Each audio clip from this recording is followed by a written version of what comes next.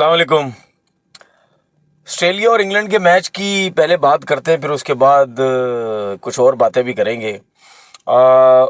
I think Australia और England की जब भी क्रिकेट स्टार्ट होती है तो वो देखने का बहुत मज़ा आता है, और कल जिस तरह मैच हुआ बहुत मज़ा आया। और मुझे फ़िलहाल यही नज़र आ रहा था कि शायद इंग्लैंड की टीम ये मैच हार जाए, क्योंकि कितने प्लेयर्स ऐसे हैं इंग्लैंड के, वो इस T20 में नहीं हैं। तो इसका मतलब ये है कि जो आपने देखा कि जो लड़के टेस्ट क्रिकेट में खेल रहे हैं वो T20 की टीम में नहीं है। इसका मतलब ये है कि जो टेस्ट क्रिकेट में लड़के आ रहे हैं, जो पाकिस्तान के अगेंस्ट खेलने आ रहे हैं, उसमें जो है वो नहीं चाहते कि उसमें से कुछ लड़के T20 खेलें जो ऑस्ट्रेलिया के अगेंस्ट खेल रहे हैं। शायद वो रेस्ट देना चाह रहे हों। लेकिन देखें, यही बात होती है ना कि आप नए लड़कों को कैसे ट्राई करना चाहते हैं। और हमेशा आप जब भी अपने नए लड़के ट्राई करते हैं ना, वो हमेशा आप अपनी होम सीरीज़ में ट्राई करते हैं। जिस तरह हमें नज़र आया कि इंग्लैंड की टीम जो है वो कर रही थी, लेकिन ऑस्ट्रेलिया की टीम प्रॉपर हमें टीम नज़र आई। दो तीन लड़के मुझे नज़र नहीं आए, जिसमें हम पैट कमिंस की बात करते हैं या उसकी मिचेल स्टार्क की बात करते हैं, ये लोग नज़र नहीं आए, इनको रेस्ट दिया गया। लेकिन ओवरऑल टीम वही थी।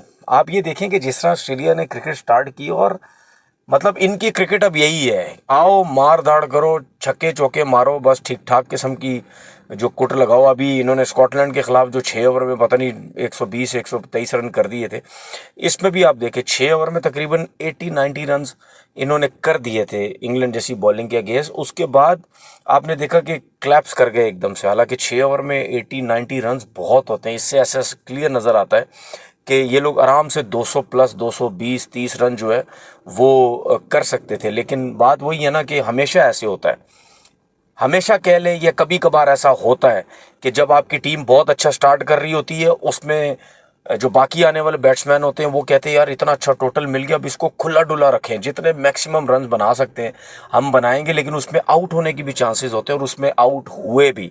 लिविंगस्टन ने बहुत अच्छी बॉलिंग की, उन्हीं की वजह से ये जो रन्स हैं वो रुके, उन्होंने 3 विकेट्स लिए। लेकिन मैं ये समझ रहा था मुकाबला बड़ा अच्छा होगा, मुकाबला इतना अच्छा नहीं हुआ। ठीक है, आप मैंने जिस तरह बात की कि ऑस्ट्रेलिया ने 6 ओवर में तकरीबन 80-90 और 15 ओवर में तकरीबन 50 एक 150 ये 150 या 160 रन थे। अब आप देखें अगले 4-5 ओवर में कोई इतने ज़्यादा रन नहीं बने, तो बॉलिंग तो बहुत अच्छी की, बहुत अच्छा रोक लिया था। अब लग ऐसा रहा था कि इंग्लैंड ने जिस तरह बॉलिंग की है ये शायद बहुत अच्छी तरीके से जो है वो इस रन्स को जो है वो चेज़ कर लेंगे, और ऑस्ट्रेलिया को ये जो है वो मैच हरा देंगे।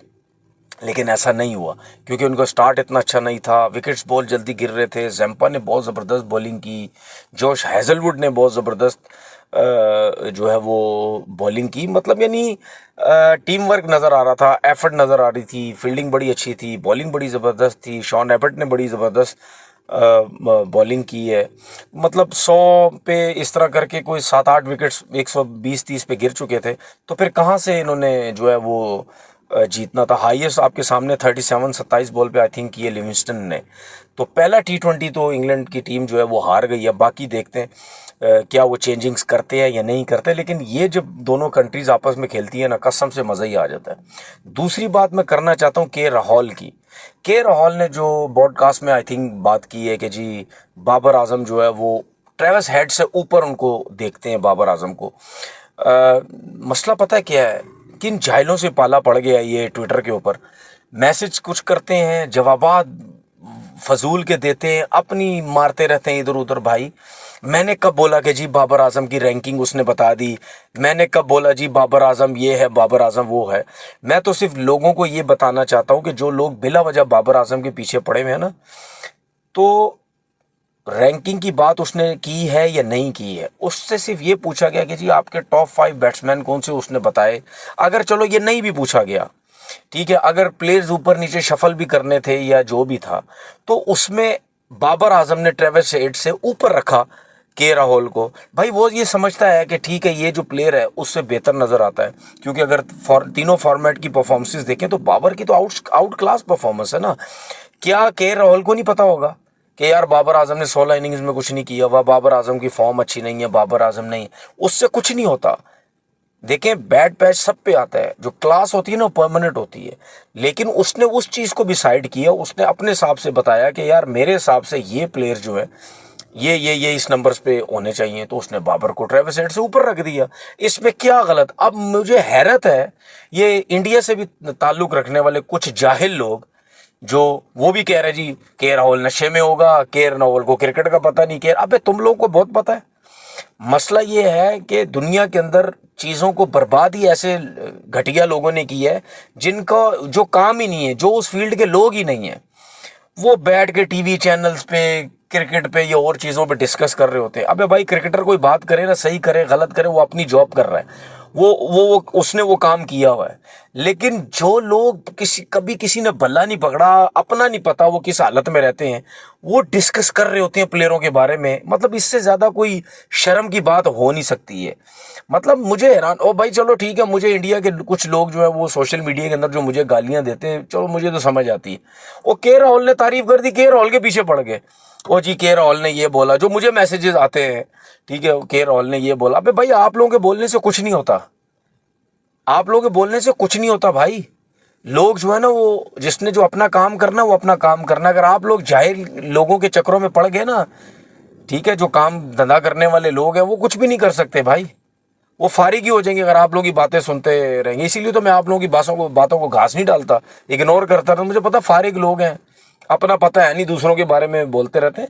तो मैं ये समझता हूँ के राहुल ने जो बात की है वो बड़ी ज़बरदस्त जो है वो बात की है। अभी चैंपियन कप जो स्टार्ट हो रहा है, आज होना है, उसमें जो भी मैंने सुना है कि जी पता चला है जी मेंटोर जो वहाँ पे हैं उनको 50-50 लाख तो दे रहे हैं, फजूल के जो देने हैं। मैंने ये भी सुना है कि उनको जो डेली है पर डे, डेली जो इस टूर्नामेंट में वो 60 या 65,000 पर डे मिल रही है।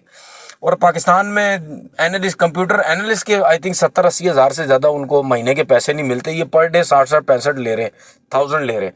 और मैंने ये भी सुना है कि इनका जो कॉन्ट्रैक्ट हुआ है वो ऐसा हुआ कि मंथली 50 लाख तो मिलेगा, लेकिन पूरे मंथ में सिर्फ 24 घंटे काम करेंगे। ये मुझे पता चला, अगर मैं गलत हूं तो भाई पाकिस्तान क्रिकेट बोर्ड मुझे बता दे जी क्या चीज़ें ठीक हैं क्या चीज़ें गलत है। ये सब कुछ यहाँ पे हो रहा है, ठीक है। फिर आप लोग मुझे सारे कहते जी पाकिस्तान क्रिकेट बोर्ड के पीछे पड़ा रहता है, फलाने बंदे के पीछे पड़ा रहता है, उसके पीछे पड़ा रहता है। भाई मैं इस वजह पड़ा रहता हूँ, यहाँ कुछ चीज़ें ठीक नहीं होनी है, कुछ भी चीज़ें ठीक नहीं होनी है।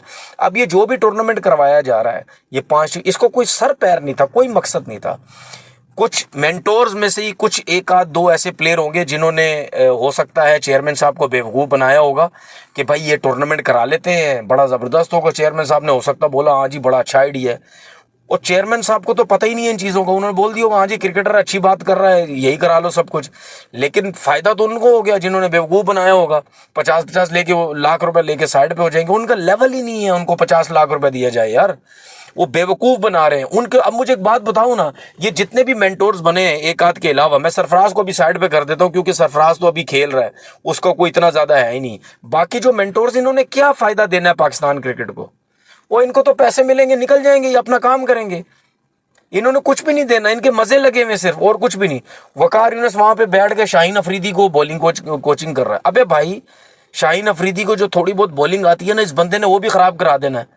उसकी वजह ये है क्योंकि जब ये पाकिस्तान टीम में बंदा आया ना, हेड कोच फारिग, हर क्रिकेटर ने जो अब इसकी तारीफें कर रहे हैं ना, ये जो मेंटोर बना हुआ है, जो क्रिकेटर इसकी तारीफें कर रहे हैं, वो सारे इनके बयानात उठा के देख ले, सब इनके खिलाफ थे वकार यूनुस के।